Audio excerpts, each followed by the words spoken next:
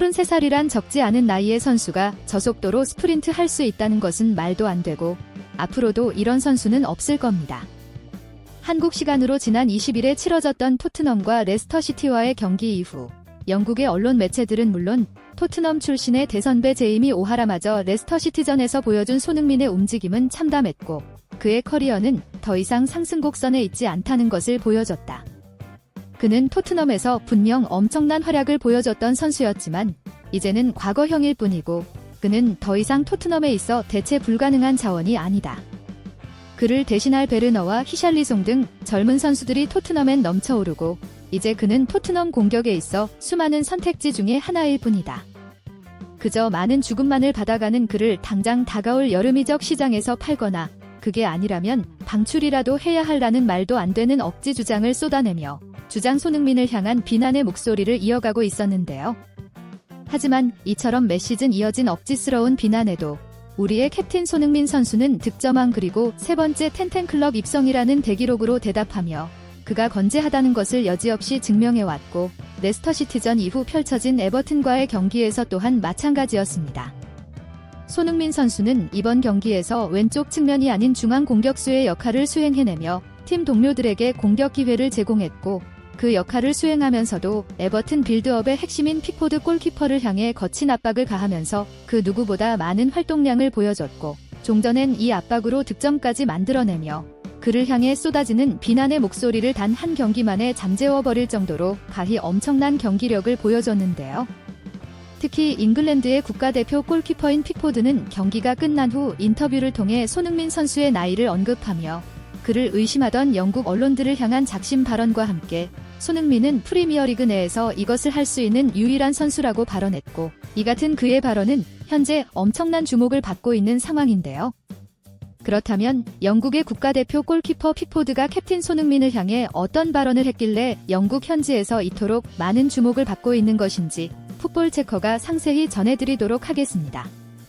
캡틴 손흥민은 토트넘 호스퍼 스타디움에서 열린 에버튼과의 프리미어리그 2라운드에서 멀티골을 넣으며 4대0 대승을 이끈 주인공으로 올라섰고 지난 1라운드였던 레스터시티전에서 보여준 아쉬운 모습을 완전히 지워버리며 영국 현지 언론들로부터 끊임없이 이어지던 날쌘 비난의 목소리를 한순간에 잠재웠는데요.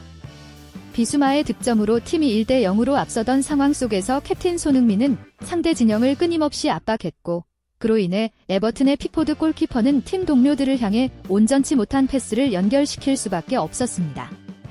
전반 25분경엔 손흥민 선수가 무서운 속도로 다가오자 당황한 픽포드는 잘못된 볼터치를 보이며 공을 헌납. 이 기회를 놓치지 않은 손흥민 선수는 가볍게 공을 차 득점을 만들어내며 리그 1호 골을 달성.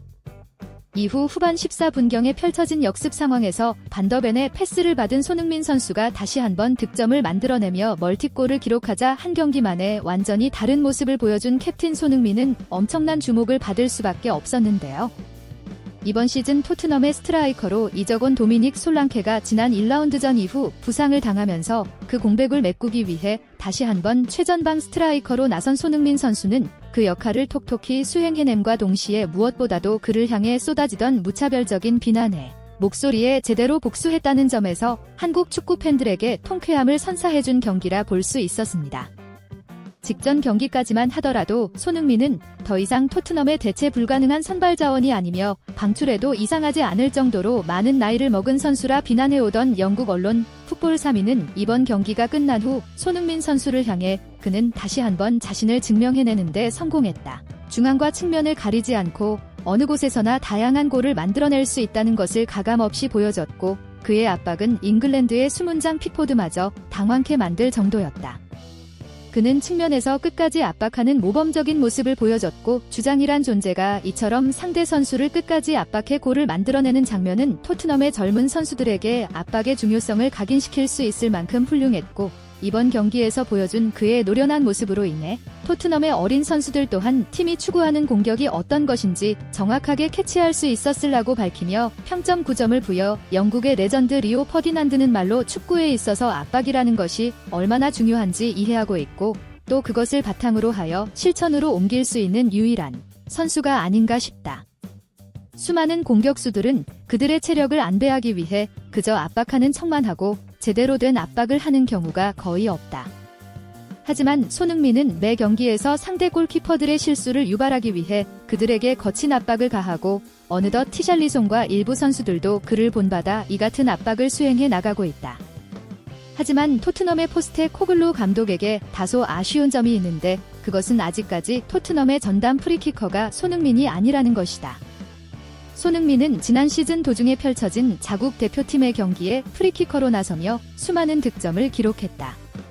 토트넘에서 이런 프리킥을 구사할 줄 아는 선수는 없다고 볼 수 있을 정도로 손흥민이 보여준 프리킥의 위력은 엄청났는데 왜 아직도 검증된 자원이 아닌 실험적인 자원으로 프리킥을 구사하는지 도통 이해하기 어려웠다.